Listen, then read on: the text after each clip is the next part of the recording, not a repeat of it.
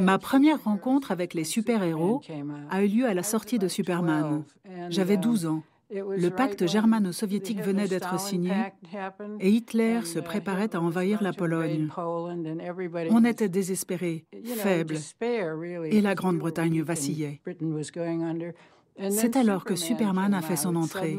Et dans ma tête d'enfant, je me disais qu'il allait peut-être nous sauver. What started as a European war has developed, as the Nazis always intended it should develop, into a war for world domination. Au printemps 1941, le président Roosevelt fait face à de nombreux problèmes, notamment l'infiltration d'espions allemands aux États-Unis. But I tell you, Mr. President, there's no stopping these vermin. An army spotted with spies? It's useless. What would you suggest, gentlemen? A character out of the comic books? Perhaps the Human Torch in the army would solve our problem. La plupart des créateurs de comics étaient des juifs américains. Ils étaient plus inquiets que le reste de la population, plus conscients de l'urgence d'arrêter ce fou furieux d'Hitler.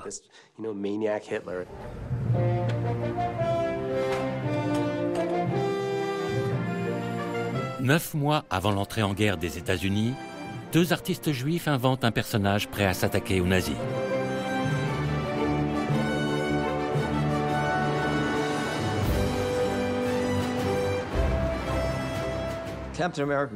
Captain America a été créé par Joe Simon et Jack Kirby. L'effort de guerre battait son plein, et le bleu, le blanc et le rouge du drapeau étaient tellement emblématiques qu'il était naturel qu'un personnage patriote fasse son apparition tôt ou tard.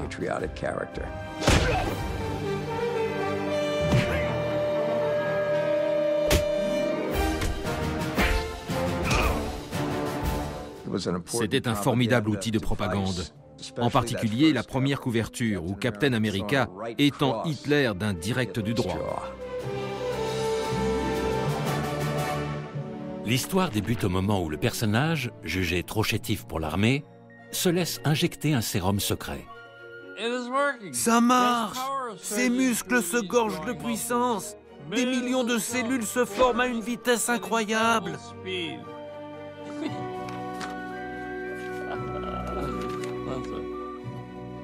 Je me souviens de ces scènes.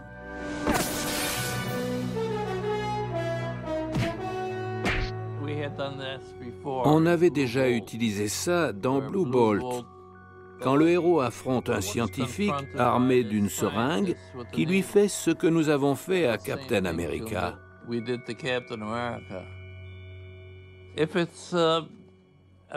Si c'est une bonne idée, si c'est drôle ou palpitant, on peut s'en servir au moins 8 fois. This was at a time when everybody was patriotic. There wasn't a day passed by that, we didn't get news from Europe in the newspapers. And it was ridiculous not to do Captain America, because there was an idea that would have been bought by everybody. So Joe and I did that. C'est le tout premier croquis de Captain America. J'ai écrit « Je crois qu'il faut lui donner un copain adolescent, sinon il va passer son temps à parler tout seul. » Pour beaucoup de gosses qui avaient des amis et de la famille sur le front, y compris moi, il représentait notre lien avec la guerre. C'était l'oncle Sam des temps modernes. Le genre de type qu'on aurait aimé avoir pour ami, pour fils ou pour père. C'était un symbole. Et voilà la croix gammée qu'on mettait partout dans nos comics. Jusqu'à la fin de 1941, le héros et Bucky, son inévitable faire-valoir, luttent contre les saboteurs et les sympathisants nazis de l'intérieur. L'imagination débridée du dessinateur Jack Kirby établit de nouvelles normes pour toute la profession. Jack Kirby avait un style unique, parce que lui-même était unique. C'était lui qui le mettait en scène. Quand Captain America donnait un coup de poing, c'était lui qui cognait quelqu'un qu'il détestait.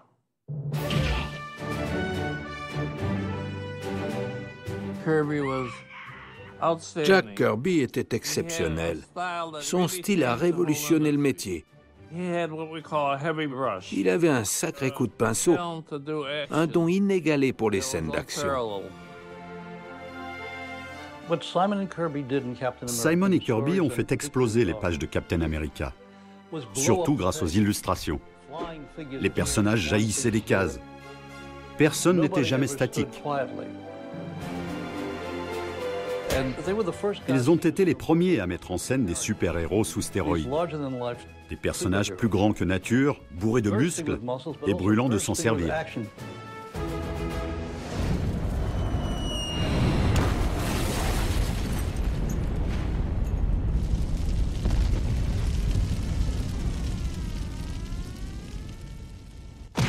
You started it.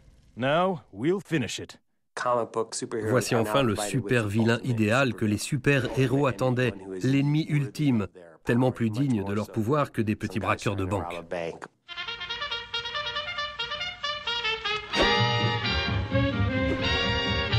Les gants rouges, jaunes, bleus et verts sont jetés. Les États-Unis sont officiellement en guerre et un bataillon de super-héros se tient prêt à défendre le pays. Même l'oncle Sam.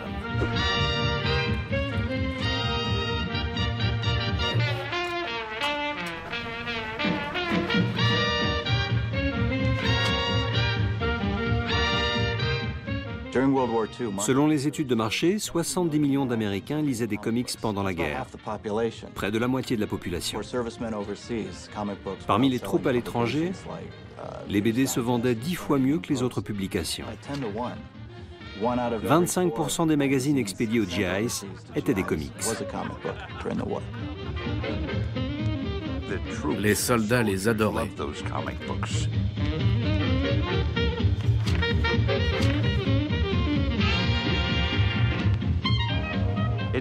Dommage qu'on ne puisse pas faire la guerre à coups de bande dessinée. On gagnerait toujours et personne ne serait blessé.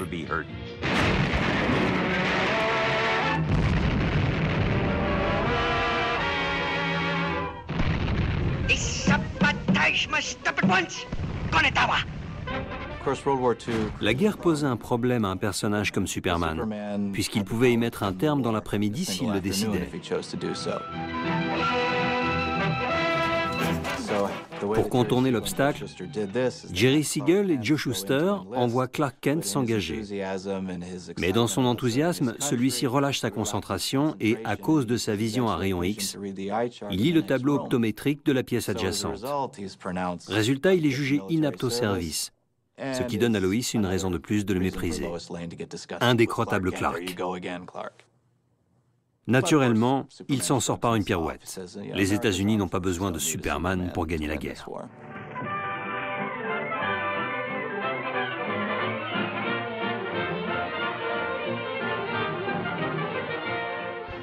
De nombreux créateurs de super-héros, dessinateurs et scénaristes désertent l'atelier pour les bases militaires. Stan Lee, Jerry Siegel, Joe Simon et Jack Kirby, entre autres, rejoignent les forces armées. Au pays comme au front, chacun participe à l'effort national.